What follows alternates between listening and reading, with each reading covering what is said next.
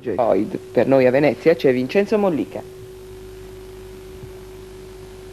E migliaia di persone anche sui tetti circondano la chiatta palcoscenico dei Pink Floyd. Sarà di quegli avvenimenti da ricordare, un concerto che ha scosso Venezia tra polemiche ed un allestimento fantascientifico nel bacino di San Marco. Il concerto verrà trasmesso da Rai 1 a partire dalle 21:30 e andrà anche in Mondovisione, 23 i paesi collegati, Unione Sovietica compresa.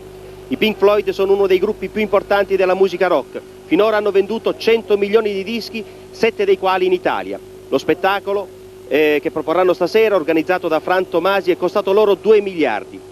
Singolare la chiatta palcoscenico su cui si esibiranno, una sorta di inquietante scatola nera da cui partiranno luci ed effetti speciali. Una chiatta lunga 97 metri, larga 27 ed alta 24. Venezia è letteralmente invasa da giovani, se ne calcolano più di 200.000, 1.000 le persone che garantiscono l'ordine pubblico. Il concerto dei Pink Floyd ha scatenato numerose polemiche, come abbiamo detto, che alla fine si sono concluse con il classico e ragionevole compromesso all'italiana, e cioè abbassando il volume che poteva danneggiare i monumenti.